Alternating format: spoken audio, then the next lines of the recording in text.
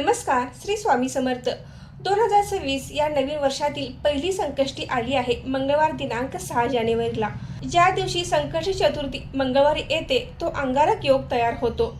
संकष्टी चतुर्थी या नावावरूनच लक्षात येते की संकट दूर करणारी तिथी. नवीन वर्षातील पहिल्याच महिन्यात अंगारकी संकष्टी चतुर्थीचा योग जुळून आला आहे.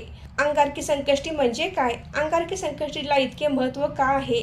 अंगारकी संकष्टी दिवशी इच्छापूर्तीसाठी कोणता मंत्र म्हणावा, अशी संपूर्ण माहिती आपण आजच्या व्हिडिओमध्ये घेणार आहोत. तर व्हिडिओ स्किप न करता शेवट पण नक्की बघा. नमस्कार, मी सारिका भक्ती विश्वमध्ये तुमचे मनापासून स्वागत करते. गणपती बाप्पा हे विघ्नहर्ता आहेत, संकट दूर करणारे आहेत, त्याचबरोबर ते विद्येचे देवता देखील आहेत. म्हणूनच त्यांना प्रथम पूजनीय देवता मानले जाते.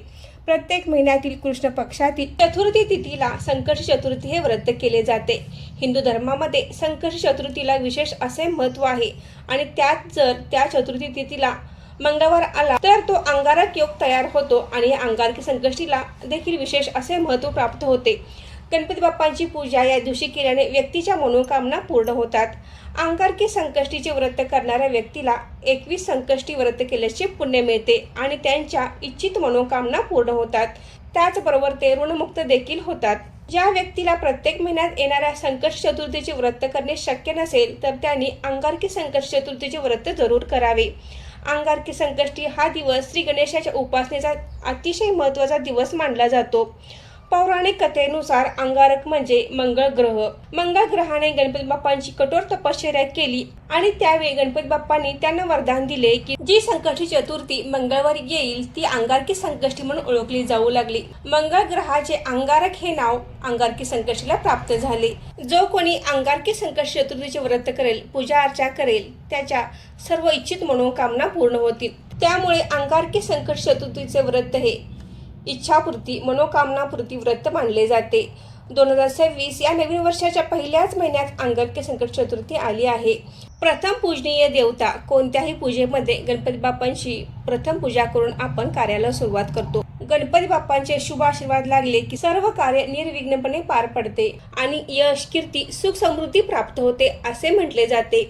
नवीन वर्षातील पौष महिन्यातील संकष्टीला अंगारक योग जुळून आला आहे. 2026 या नवीन वर्षामध्ये एकूण 3 वेळा हा अंगारक योग जुळून आला आहे. ज्यांनी कधीच अंगारकी संकष्टीचे व्रत केले नाही, जे नव्याने व्रत करणार आहेत, ते अंगारकी संकष्टीपासून संकष्टी चतुर्थीचे व्रत करण्यास प्रारंभ करू शकतात. अंगारकी संकष्टी चतुर्थीचे व्रत कसे करावे, पूजा अर्चा कशी करावी, सेवा कोणत्या कराव्यात, हे सर्व आता आपण जाणून घेऊ. मंगळवार दिनांक 6 जानेवारीला आहे अंगारकी संकष्टी चतुर्थी. तर या दिवशी सकाळी लवकर उठायचं आहे. आपले घर अंगण स्वच्छ करायचे आहे. देवघरातली देवपूजा करून घ्यायची आहे. सर्वांच्याच घरामध्ये गणपती बाप्पांची मूर्ती असते. नसेल तर फोटो असला तरी देखील चालेल किंवा एखादी सुपारी घेऊन त्यावर आपण अभिषेक घालायचा आहे. हा अभिषेक तुम्ही शुद्ध पाण्याने, दुधाने किंवा पंचामृताने अभिषेक घातला तरी देखील चालतो. अभिषेक घालत असताना आपण ओम गण गणपते नमा, ओम गण गणपते नमा या मंत्राचा 11 वेळा, 21 वेळा किंवा 108 वेळा मंत्र जाप करून हा अभिषेक घालायचा आहे. त्यानंतर गणपती बाप्पांना लाल फूल, अष्टगंध, दुर्वा अर्पण करायचे आहेत. अक्षता अर्पण करायचे आहेत. गुळ खोबऱ्याचा नैवेद्य किंवा एखाद्या गोड पदार्थांचा नैवेद्य, लाडवाचा नैवेद्य तुम्ही गणपती बाप्पांना दाखवू शकता.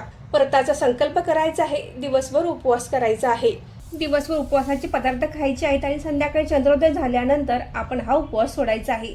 चंद्राची पूजा करायची आहे. चंद्राला अर्घ्य द्यायचं आहे आणि त्यानंतरच गणपती बाप्पांची आरती करून गणपती बाप्पांना नैवेद्य दाखवून उपवास सोडायचा आहे. गणपती बाप्पा हे विघ्नहर्ता आहेत, विद्येचे देवता आहेत. त्यामुळे आपण गणपती बाप्पांच्या या दिवशी जास्तीत जास्त सेवा करण्याचा प्रयत्न करायचा आहे. गणपती बाप्पांचा कोणताही मंत्र तुम्ही या दिवशी पठण करू शकता. ओम गण गणपते नमः हा गणपती बाप्पांचा मूळ बीज मंत्र आहे. या मंत्राचा देखील तुम्ही जप करू शकता. त्याचबरोबर गणपती अथर्वशीर्ष, गणपती स्तोत्र, गणेश चालीसा यांचे देखील आपण आवर्जून या दिवशी पठण करायचं आहे. आपल्या जवळ असलेल्या गणपती मंदिरात जाऊन दर्शन घ्यायचं आहे. जाताना एक नारळ, दुर्वा, लाल फूल आणि एखादा गोड पदार्थ आपण गणपती मंदिरामध्ये जाताना घेऊन जायचं आहे. अंगारकी संकष्टी दिवशी इच्छापूर्तीसाठी, धनसंपत्तीसाठी एक मंत्र आपण म्हणायचा आहे. ओम श्री ह्री क्ली ग्लो गण गणपते वर वरद सर्वजनम मे वशमानाय स्वाहा हा सिद्ध मंत्र आहे. या मंत्र जपाने सिद्धी प्राप्त होते, संकटे दूर होतात, मनोकामना पूर्ण होतात. त्याचबरोबर ऋणमुक्तीसाठी देखील आपण अंगारकी संकष्टी दिवशी एक मंत्र म्हणू शकतो.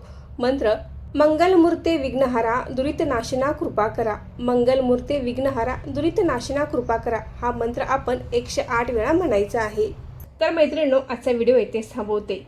गणपती बाप्पांच्या चरणी हीच प्रार्थना करते की तुमच्यासमोर असलेली सर्व विघ्ने दुःखे नाहीशी होऊ देत आणि तुम्हा सर्वांना सुख समृद्धी आणि ऐश्वर्य लाभावे हीच गणपती बाप्पांच्या चरणी प्रार्थना. तर मैत्रिणींनो, आजचा व्हिडिओ आवडल्यास व्हिडिओ लाईक करा, शेअर करा आणि चॅनलला सबस्क्राईब करा. धन्यवाद.